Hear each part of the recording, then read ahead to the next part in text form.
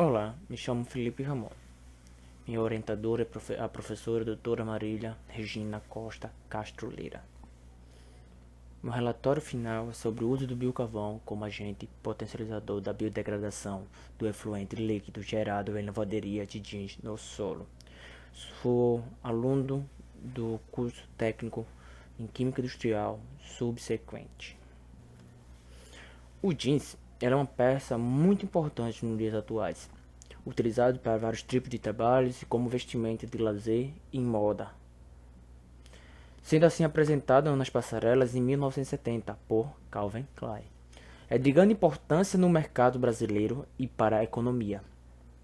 Para nós chegarmos nos dia atual, sem, com cortes, cores diferentes, maciez, formas diferentes, foi preciso um grande processo. Antes o jeans era totalmente grosseiro, com única cor, com um material bem grosso, com uma goma que feria aqueles que utilizassem. Em média, se usa 11 mil litros para se fabricar uma calça de jeans. Todas as lavanderias de jeans industriais, elas têm que possuir uma EPT, que é uma estação de tratamento do efluente, porque todo o resíduo, todo o líquido gerado lá tem que ser obrigatoriamente passado por um processo de limpeza ou minimização dos materiais dissolvidos na água. Nosso objetivo foi avaliar a biodegradabilidade dos resíduos da indústria de lavanderia de jeans, utilizando o biocarvão como agente potencializador da biodegradação, utilizando assim técnica respirométrica de Barta. Nossos objetivos específicos vão ser visualizar e quantificar a taxa de emissão de CO2 pela degradação de resíduos no solo, observar o comportamento da biodegradação em conjunto do biocarvão misturado no solo, calcular a taxa de biodegradabilidade do efluente no solo com o biocarvão, observar se ocorre a variação de velocidade e quantidade de CO2 emitido pelo respirômetro com solo apenas e com solo, biocarvão e efluente. Observação: nós iremos utilizar dois tipos de solo, o arenoso e o argiloso. Nós iremos observar qual será em melhor em conjunto com o biocarvão e sua biodegradação. O jeans ele surgiu por volta de 1872 em Nimes, na França, dando a origem do nome do jeans, Nimes, e depois com o tempo foi abreviado e se tornou Dini. A Itália importava esse tecido para se fazer vestimentas de militares da marinha, pois era um material mais grosso e duradouro para o trabalho pesado que era realizado pelos militares da força. O nome jeans só foi dado quando eles vieram do norte da América, por causa da fama dos marinheiros de Genova, utilizando esse tecido para o grande trabalho pesado. O jeans ele não era muito cobiçado e utilizado nos dia a dia dos franceses.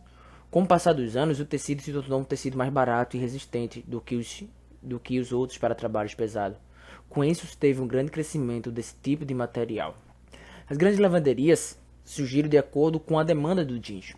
Quanto mais era produzido jeans, quanto mais era produzido cada vez mais jeans, era necessário uma indústria para que se acontecesse a lavagem desse jeans. Então, em 1980, com os avanços da tecnologia, em conjunto com a tendência da moda, era preciso inovar, mudar o estilo de se vestir. Com isso, era preciso uma mudança radical, segundo o site Mídia SD. As lavanderias precisavam cada vez mais crescerem. As lavanderias cada vez mais começaram a atender as tendências, com novas rasguras, com novas cores, com novas formas, diminuindo assim aquele material muito grosseiro e aperfeiçoando cada dia mais o jeans grosso.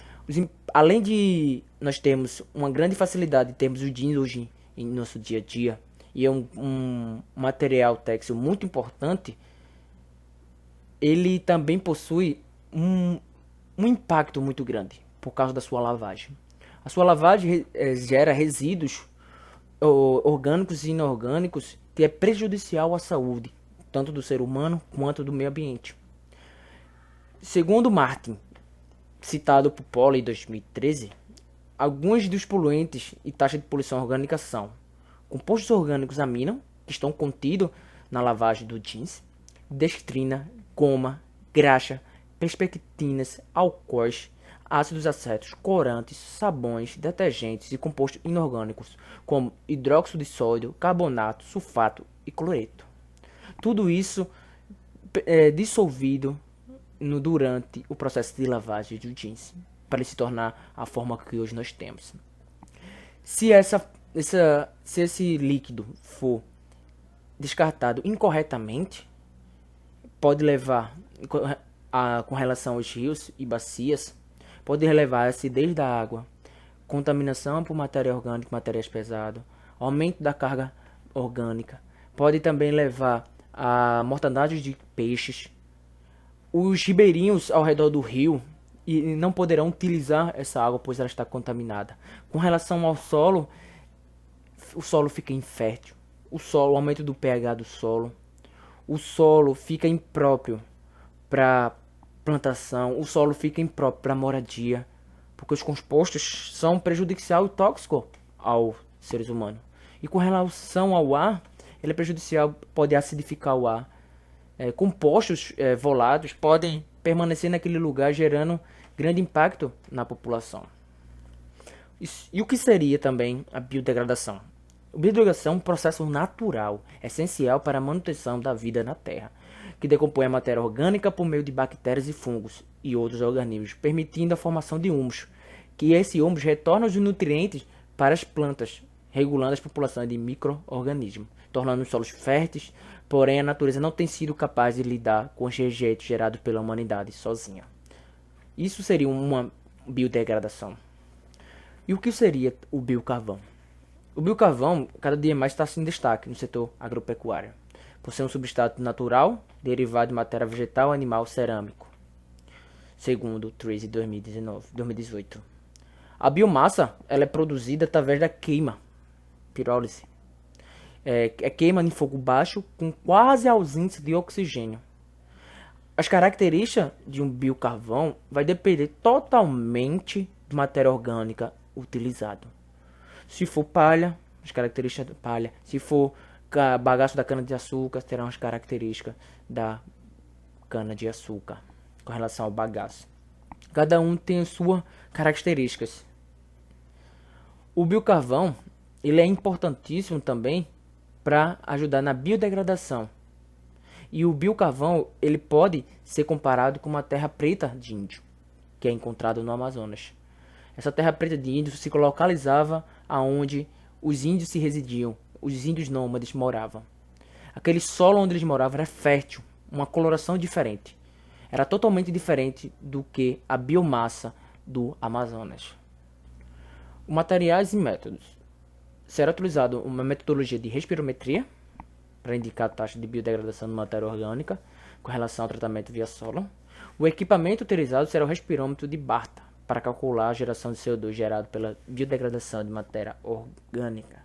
Carrara 2004. Nós iremos utilizar 50 gramas tanto do solo arenoso e argiloso, e esses solos passaram por uma peneira de 2 milímetros.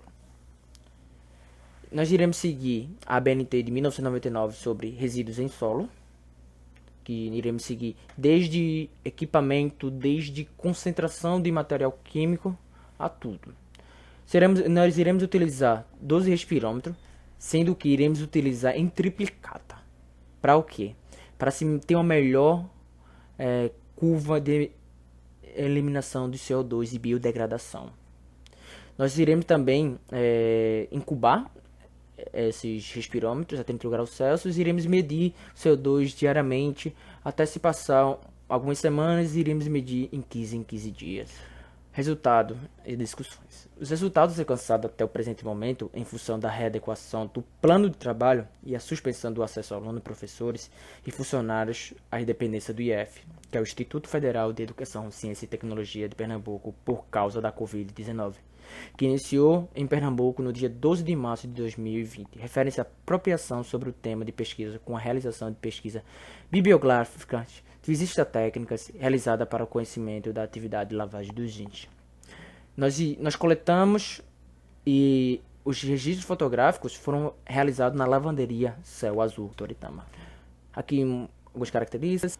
Aqui a característica do biocarvão que queremos utilizar. Algumas fotos. A primeira foto indica o primeiro tanque, onde todo o resíduo irá para esse tanque. O segundo é o resíduo todo passado pela ET que eles têm. Segundo, armazenamento. Conclusão. Com a realização dos testes de biodegradação de efluente, utilizando a respirometria, pretende-se contribuir para a determinação que taxa de aplicação pode ser utilizada com segurança, dependendo das características do solo, para impedir a toxicidade sobre a microbiota do solo e o manejo sustentável do efluente líquido gerado pelas lavanderias de jeans, com a intenção de preservação do meio ambiente, principalmente dos recursos hídricos, alvo do lançamento desta natureza. Algumas referências bibliográficas importantes e quero agradecer a todos, muito obrigado e até a próxima.